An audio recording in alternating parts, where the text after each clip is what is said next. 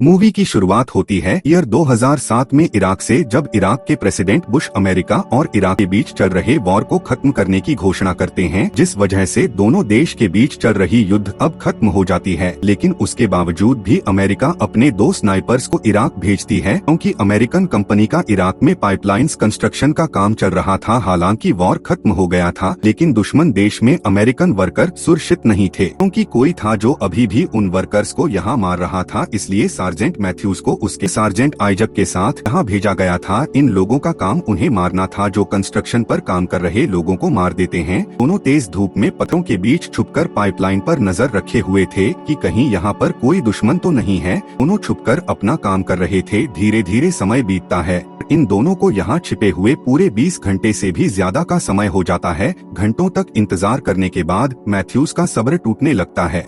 Isaac से कहता है कि मुझे नहीं लगता कि यहाँ पर कोई इराकी सोल्जर है, क्योंकि इस जगह पर केवल कुछ मरे हुए वर्कर्स और कुछ मरे हुए अमेरिकन गार्ड्स हैं। इसके अलावा मुझे वहाँ कोई भी दिखाई नहीं दे रहा, इसलिए हमें वहाँ खुद जाकर चेक करना चाहिए। लेकिन आइजक कहता है कि हमें वहाँ नहीं जाना चाहिए, क्योंकि वहाँ पर जितने भी लोग मरे हैं उन्हें किसी ने हेडशॉट से मारा है। हो सकता है कि इस जगह पर कोई इराकी स्नाइपर हो जिसने उन लोगों को मारा है, और मुझे लगता है कि शायद वह स्नाइपर जुबा होगा। दरअसल जुबा बहुत ही खतरनाक इराकी स्नाइपर था। लेकिन मैथ्यूज कहता है कि फिर 30 सेकंड में कोई 8 लोगों को मार सकता है। मैथ्यूज को लगता है कि यहाँ पर जितने भी लोग मारे गए हैं उन लोगों पर किसी ग्रुप ने हमला किया होगा। लेकिन आइजक को लगता है कि यहाँ पर कोई ना कोई स्नाइपर मौजूद है।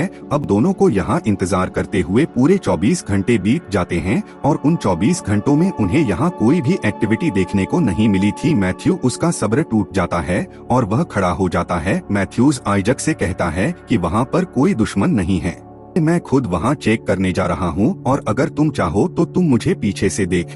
वो आइजक कभी भी मैथ्यूज को वहाँ जाने से मना करता है, लेकिन मैथ्यूज उसकी बात नहीं मानता और वह कंस्ट्रक्शन वाली जगह पर जाने लगता है। आइजक पीछे से उस पर नजर रखता है। कंस्ट्रक्शन साइट पर आकर मैथ्यूज को अमेरिकन सोल्जर्स और वर्कर्स की डेड बॉडीज दिखाई देती है। मैथ्यूज को एक मरे हुए सोल्जर के पास से रेडियो मिलता है, जिसे लेकर वह आगे बढ़ता है। दूसरी तरफ आइजक मैथ्यूज को ठीक से देख नहीं पाता, क्योंकि आइजक की स्कोप खराब हो जाता है। आइजक मैथ्यूज को उसके बारे में बताता है, तो मैथ्यूज कहता है कि मैंने तुम्हें कई बार कहा कि तुम अपने स्कोप को बदल लो और कोई नया स्कोप ले लो। आइजक कहता है कि नहीं, यह स्कोप डीन का है और डीन इस दुनिया में नहीं है, इसलिए इस स्कोप को मैं उसकी आखिरी निशानी समझकर अपने पास रखता हूँ। दूसरी तरफ मैथ्यूज जब सारी डेड बॉडीज को चेक करता है तो उसे पता चलता है कि यहाँ पर जितने भी लोग मारे गए हैं वह सारे हेडशॉट से मारे गए हैं। मैथ्यूज जल्दी से यह बात आइजक को बताता है। आइजक कहता है कि तुम जल्दी से वहाँ से निकलो, लेकिन मैथ्यूज अभी भी वही खड़ा होता है, क्योंकि वह जानना चाहता था कि आखिर उन्हें मारा किस तरफ से गया है। लेकिन तभी मैथ्यूज को एक गोली आकर लगती है और वह नीचे गिर जाता है। मैथ्यूज आइजक को बताता है कि मुझे गोली लगी है। यह सुनकर आइजक भागकर उसके पास जाने लगता है। वो स्नाइपर आइजक पर गोली चलाता है, लेकिन आइजक गोली से बचने के लिए जिगजैग पोजीशन में भागता है। आइजक मैथ्यूज के पास पहुंच जाता है, लेकिन तभी एक गोली उसके पैर में लग जाती है, जिस वजह से वह घायल हो जाता है। आइजक उस स्नाइपर से बचने के लिए एक वॉल के पीछे आकर छुप जाता है, ताकि वह इसे देख ना सके। उधर मैथ्यूज दर्द से तड़प रहा था। वो आइजक से बेस पर कांटेक्ट करके बैकअप और रेस्क्यू टीम को बुलाने के लिए कहता है। इधर आइजक के पैर में गोली लगी थी, इसलिए अपने घाव पर पट्टी बांधता है तब नीचे गिर रहे ब्लड को रोका जा सके। इसके बाद वो से रेडियो निकालकर अपने बेस से कांटेक्ट करने की कोशिश करता है, ताकि वह अपने लिए मदद बुला सके। लेकिन रेडियो में कोई भी फ्रीक्वेंसी नहीं होती, क्योंकि रेडियो का एंटीना टूट चुका था। उस स्नाइपर ने जानबूझकर एंटीना को टारगेट किया था, ताकि वह अपने बेस से कांटेक्ट ना कर पाए। हम देखते हैं कि मैथ्यूज अभी जिंदा है और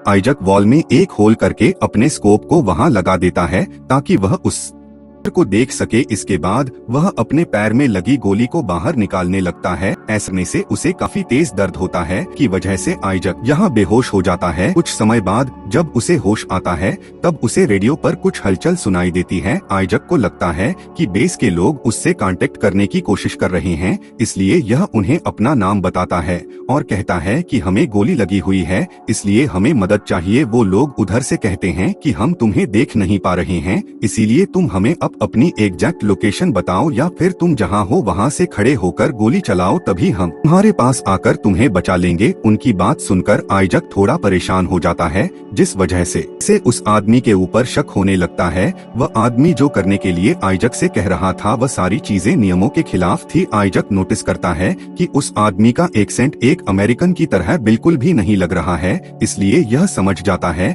कि वह वही स्नाइपर है जिसने इन्हें गोली मारी है। वो स्नाइपर अब इसे भी मारना चाहता है, इसलिए वो इसकी एग्जैक्ट लोकेशन पूछ रहा है। दरअसल उस स्नाइपर को आइजक के रेडियो की फ्रीक्वेंसी मिल गई थी, जिस वजह से इससे बात कर सकता था। आइजक कहता है, मैं जानता हूँ कि तुम कौन हो। यह सुनकर वह कहता है कि मैं जानता था कि तुम मुझे पहचान लोगे, इसलिए अगर तुम यहाँ जिंदा रहना चाहते हो और अगर अपने साथी को भी जिंदा देखना चाहते हो तो तुम मुझसे बात करते रहो। मैथ्यूज को जिंदा रखने के लिए आइजक को ना चाहकर भी उस स्नाइपर से बात करनी पड़ती है। वो स्नाइपर आइजक से कुछ पर्सनल सवाल पूछता है, जैसे कि यह स्नाइपर कैसे बना और उसके परिवार में कौन कौन है। वो स्नाइपर आइजक के बारे में सारी चीजें जानने लगता है। आइजक उसे वो सब इसलिए बताता है ताकि वह उसे अपनी बातों में उलझा कर रखे। आइजक स्नाइपर की लोकेशन जानने के लिए अपने स्कोप देखता है और जमीन पर एक मैप बनाता है और सोचता है कि आखिर वह स्नाइपर कहाँ हो सकता है। आइजक उस स्नाइपर से पूछता है कि तुम कौन हो, तो वह कहता है कि मैं यहाँ का एक सिविलियन हूँ और मैं सिर्फ अपने देश को बचाने की कोशिश कर रहा हूँ। आइजक कहता है कि तुम ऐसा क्यों कर रहे हो, यहाँ का युद्ध तो अब खत्म हो चुका है। तुमने यहाँ जितने भी लोगों को मारा है सारे मासूम लोग थे, क्योंकि वह लोग सिर्फ पाइपलाइन में काम कर रहे थे और उस पाइपलाइन को बनने के बाद उससे इराकी गवर्नमेंट का ही फायदा होगा। लेकिन तुम यहाँ काम कर रहे को मारकर सारी चीजें खराब कर रहे हो और तुम खुद को एक इराकी कहते हो। यह सुनकर वह आदमी हंसने लगता है और कहता है कि कोई युद्ध खत्म नहीं हुआ, युद्ध सिर्फ तुम्हारे लिए खत्म हुआ है, हम जैसे लोगों के लिए युद्ध अभी खत्म नहीं हुआ। तुम्हें क्या लगता है कि क्या वह सारे पैसे इराकी गवर्नमेंट को मिलेंगे? ऐसा बिल्कुल भी नहीं होगा, बल्कि वह सारे पैसे अमेरिकन गवर्नमेंट को मिलेंगे। आइजक को यहाँ एक सोल्जर के पास रेडियो दिखाई देता है, इसलिए यह उस स्नाइपर की बात इग्नोर करके रेडियो लेने की कोशिश करता है। लेकिन वो स्नाइपर कहता है कि मुझसे बात करते रहो वरना मैं मैथ्यूज को मार दूंगा। यह सुनकर आइजक कहता है कि तुम्हें उसका नाम कैसे पता? स्नाइपर कहता है कि मुझे तो यह भी पता है कि तुमने कितने लोगों को मारा है, और अगर आज मैंने मैथ्यूज को मार दिया तो यह वह दूसरा आदमी होगा जो तुम्हारी गलती से मारा जाएगा, क्योंकि तुम्हारी गलती से पहले भी एक आदमी मर चुका है जिसका नाम डीन था। दरअसल डीन आइजक की गलती से मरा था, क्योंकि आइजक का निशाना छूट गया, जिस वजह से वो गोली डीन को लग गई और वो मारा गया। स्नाइपर की बात सुनकर आइजक काफी हैरान होता है कि आखिर उसे यह सब कैसे पता चला। आइजक को प्यास लगी हुई थी, पानी पीता है, लेकिन बोतल खाली होती है कि स्नाइपर ने बोतल के बीच में गोली मारी थी। स्नाइपर कहता है कि मैंने जानबूझकर बोतल में गोली मारी थी। आइजक कहता है कि बकवास कर रहे हो, क्योंकि कोई भी इतना सटीक निशाना नहीं लगा सकता। स्नाइपर कहता है कि मैंने तुम्हारे रेडियो को तोड़ दिया ताकि तुम अपने बेस से कांटेक्ट ना कर पाओ, और मैंने जानबूझकर तुम्हारे पैर में गोली मारी है ताकि तुम यहाँ से भाग ना पाओ। स्नाइपर कहता है कि तुम बिना पानी और इलाज के यहाँ तड़प तड़प कर मरने वाले हो। आइजक कहता है कि तुम एक आतंकवादी हो। यह सुनकर वह आदमी हंसने लगता है और कहता है, तुम लोग हमारे देश में बंदूक लेकर आते हो और हम पर गोलियां चलाते हो और तुम मुझे ही आतंकवादी बोल रहे हो। कुछ देर बाद आइजक उस स्नाइपर को देख लेता है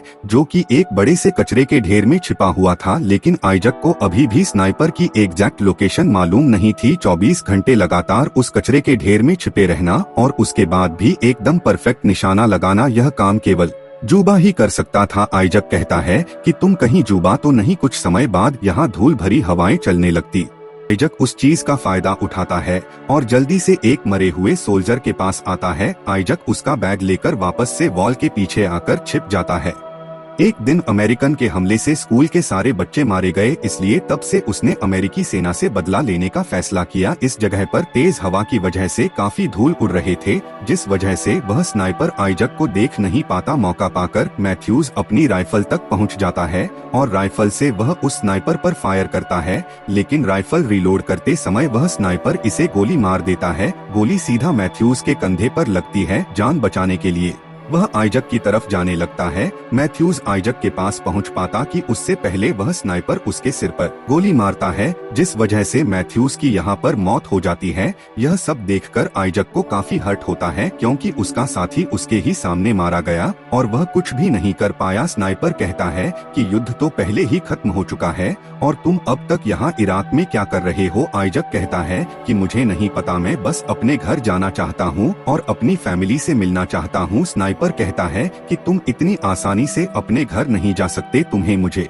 अपनी कहानी बतानी होगी और तुम तब तक जिंदा रहोगे जब तक तुम मुझसे बात करते होगे। आइजक यहाँ रोने लगता है और कहता है कि हाँ, मैंने ही डीन को मारा है। मैं अपने दुश्मन स्नाइपर को मारने वाला था, लेकिन मेरा निशाना चूक गया, जिस वजह से वो गोली डीन को जा लगी और वह मारा गया। लेकिन आज तक मैंने सबसे झूठ बोला है कि डीन को दुश्मनों ने मारा है। स्नाइपर से बात करते समय आइजक को रेडियो पर कुछ हलचल सुनाई देती है। आइजक देखता है कि बेस के लोग उससे कांटेक्ट करने की कोशिश कर रहे हैं, इसीलिए आइजक उनसे बात करने की कोशिश करता है, लेकिन इसकी आवाज उन लोगों तक नहीं पहुंचती। वो बस उनकी आवाज सुन सकता था। आइजक स्नाइपर की आवाज सुनता है जो बेस के लोगों से कांटेक्ट करके उनसे मदद मांग रहा था। बेस के लोगों को लगता है कि रेडियो पर जो उनसे बात कर रहा है वह आइजक है, लेकिन वह स्नाइपर था। आइजक को यहाँ सारी बात समझ आ जाती है और उसे पता चल जाता है कि यहाँ पर जितने भी वर्कर काम कर रहे थे उन्होंने कभी मदद मांगी नहीं, क्योंकि उस स्नाइपर ने उन्हें पहले ही मार दिया था और उसी ने बेस पर कांटेक्ट किया था ताकि मदद के लिए और सोल्जर्स यहाँ पर